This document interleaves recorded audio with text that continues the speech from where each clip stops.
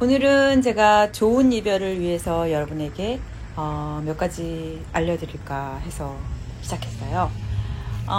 제가 2020년을 열었던 그 몇 개월 전, 저는 그 자정미사를 드리기 위해서 제가 사는 곳, 이곳 그 대성당 앞에서 그 미사가 시작되기를 기다리다가 결국은 여기는 인구가 작아요. 그래서 미사가 없음을 알고 집으로 터덜터덜 돌아왔던 기억이 아직도 사실 생생하거든요. 그런데 오늘까지 정말 많은 사람들이 곁을 떠나는 일들이 지구촌 여기저기에서 발생을 하네요. 누구에게도 예외가 없이 찾아오는 상실과 이별이죠.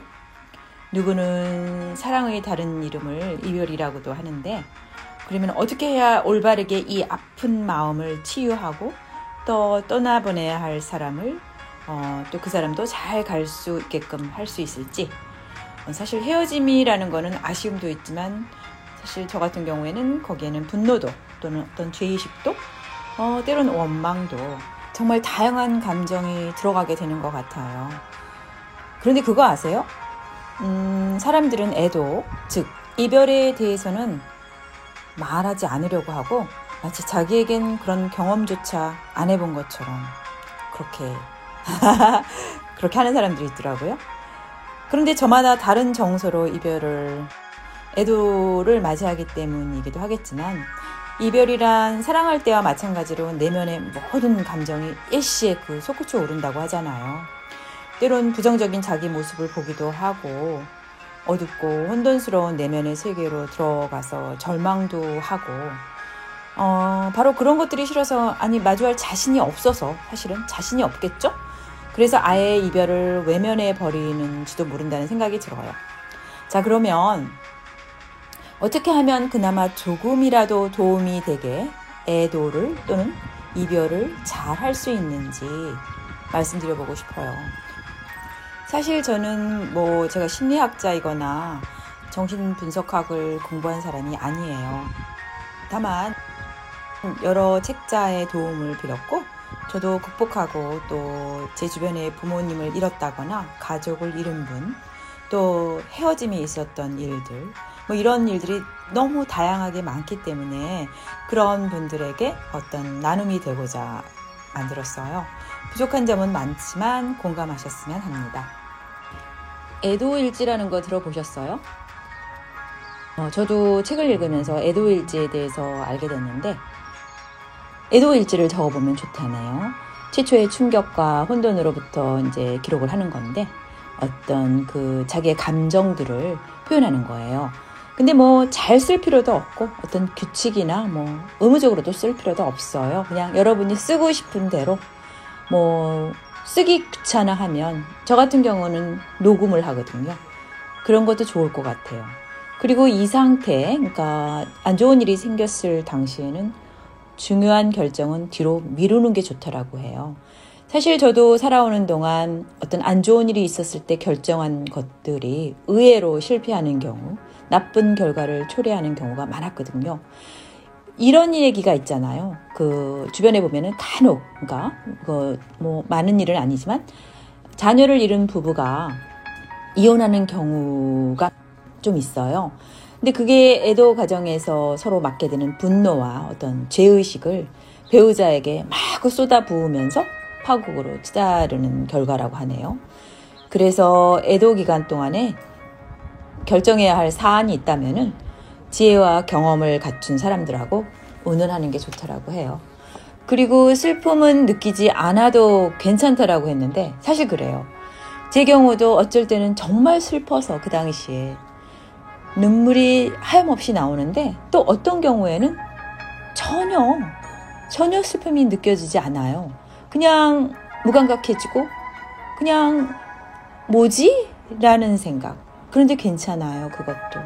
그거는 다만 본인이 당시에 마비된 상태에 있다는 거예요. 그래서 눈물을 흘리지 않아도, 슬퍼하지 않아도 잘못된 게 아니라는 거. 네, 그 슬픔은 그런데 나중에 꼭 오더라고요. 그리고 아세요? 모든 건 지나가요. 제가 여러 번 그런 말씀을 드리는데, 그 솔로몬 왕이 반지에 새긴 그 단 하나의 그 중요한 문장이죠. 이 또한 지나가리다. 이 또한 지나간다. 상실감이나 슬픔뿐만 아니라 애도 작업조차도 시간이 지나면은 다 지나가게 되더라고요.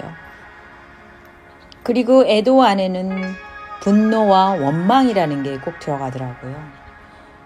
그런데 분노를 행동화하지 말아라. 분노를 처리할 때 제가 조심해야 될 게 뭐냐면은 그 감정을 행동으로 표현하지 않아야 된다는 거예요. 이는 아주 중요한 건데 대상을 직접 공격하지 않더라도 우리가 물건을 발로 찬다거나 베개를 던진다거나 또는 샌드백을 두드린다거나 뭐 어떤 뭔가의 폭력적인 대체 방법도 지양해야 한다라고 해요. 그런 폭력적인 행동이 몸에 배면은 통제력을 잃은 상황에서는 습관적으로 표출될 가능성이 있거든요.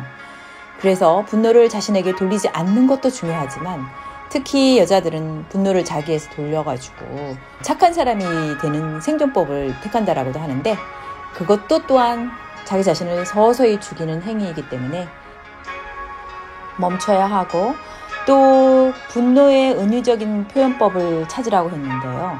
예를 들어서 뭐 글로 쓴다라는 거는 무지 좋죠. 그렇지만 그 가까운 친구들을 붙잡고서 속 시원하게 수다를 떠는 것도 좋은 방법의 하나예요. 그 치사하고 비겁한 X가 말이야 이러면서 흉을 봐요. 그것도 좋아요. 그리고 땀이 날 때까지 달리기를 한다든지 여럿이 어울려서 운동을 한다든지 아니면은 고독하고 긴 산행을 한다든지 소리 높여 노래하고 정신없이 춤을 춘다든지 뭐 이런 것들이 내면의 위험한 그 열정을 위험하지 않게 이렇게 표출하는 방법 중에 하나거든요. 그리고 내면의 그 부분 상실임을 알아야 한다라고 해요. 이별이든 사별이든 간에 한 사람을 잃는 일이 자신의 존재 전체를 잃는 건 아니잖아요. 특정 대상과 맺고 있던 그 관계를 잃는 거잖아요. 그 관계에 투자하던 내면의 일부분을 잃는 거라고 보면 되죠. 그래서 상실감 이외에 본래부터 가지고 있던 자신의 그 존엄성이나 어떤 용기, 공감 능력, 지혜 등은 여전히 내 안에 있기 때문에 늘 건강하고 안전한 것으로 이끌어갈 것을 믿는 게, 본인을 믿는 게 중요하죠. 그리고 괜찮아라고 말하지 말라고 해요. 사실 저도 그런 적 많았는데 주변 사람들이 예를 들어서 전화를 한다거나 괜찮냐고, 어떻게 지내냐고, 괜찮아 이렇게 얘기할 때 그냥 나 괜찮아 이런 대답보다는 솔직하게 자기 감정을 표현하는 게 좋더라고 해요. 아직은 그래, 아직은 좀 슬퍼, 아직은 그렇지, 마음이 어두워, 이런 식으로 감정을 표현하는 것만으로도 자기 내면의 문제가 조금씩 해결된다라고 하거든요. 그래서 도움을 주고 싶어 질문한 사람들에게는 정직한 마음으로 어떤 그들의 보살핌과 연민을 받아들이는 거죠. 형식적으로 질문을 하고 이런 거라면은 거기에 대해서는 고맙다라는 말 정도만 해도 괜찮습니다. 그립죠. 떠난 사람 그립죠. 그런데 그 그리움과도 함께 살아가라고 하네요. 떠난 사람을 찾아다닐 게 아니라 내면에 있는 그 그리움의 감정을 잘 지켜보래요. 힘들죠. 무지 힘들어요. 그 그리움 감정을 내면에 감축한 채 내 일과를 꾸려나간다. 사실 쉽지 않은 일이잖아요. 그리움과 함께 밥도 먹고 그리움과 함께 누워 잠도 들고 업고 산책도 하고 그러다 보면 어느 순간에 그리움의 대상이 누구인지 이제 혼돈스러워진다네요. 그래서 그 시점에서는 더 오래된 그 사랑의 대상, 생애 초기의 대상까지 떠올려 보면은 아주 좋을 거라고 그래요. 그리고 여러분, 우리는 인간이기 때문에 모든 일을 알 수가 없잖아요. 어떤 그 이별이나 상실 앞에서 왜 그런 일이 생겼는지 물을 필요가 있을까요? 예를 들어서 그 어떤 사건의 내막이나 헤어진 이유 등 그걸 낱낱이 파헤칠 필요가 있을까요? 그 답을 찾으려고 현실 너머 영역까지 기웃거리지 말아야 할 것 같아요. 왜냐고 묻는 것보다는 중요한 일은 아픈 마음을 다스리며 그 현실 속에서 묵묵히 살아가는 일 아닐까요? 어떻게 생각하면 떠난 사람은 그 사람조차 자신이 왜 떠났는지 명확한 이유를 모르는 경우가 더 많다라고 하잖아요. 그래서 또 들을 수 있는 말씀은 통제할 수 없는 일은 내버려 두세요. 그리고 환상과 상상을 치유에 사용하면 좋다고 합니다. 실연이나 이혼, 어떤 질병 이런 것들은 우리에게 의외로 수치심을 느끼게 하는 경우들이 많은데 남보기 부끄럽다고 생각하는 거죠. 그런데 수치심은 타인의 눈으로 자신을 평가하기 때문에 생기는 감정이잖아요. 타인은 우리를 판단하거나 평가할 자격이 있나요? 자격이 없다는 사실을 우리 마음속 깊이 알고 있어야 돼요. 그것은 나의 특별한 경험일 뿐 부끄러운 일은 전혀 아니잖아요. 그리고 이제 드릴 수 있는 말씀은 자기 마음에서 도망칠 곳은 없어요. 도망칠 곳은 없다고요? 상실의 현장으로부터 그 박탈의 감정으로부터 아무리 내가 멀리 떠나도 고통과 슬픔은 내면에 그대로 있거든요. 애도 기간이 떠나는 여행에서는 상실감과 고통에 사로잡혀서 아름다운 풍경조차 제대로 보지도 못하잖아요, 사실은. 아무리 돌아다녀도 평화를 주는 그 어떤 장소도 없거든요.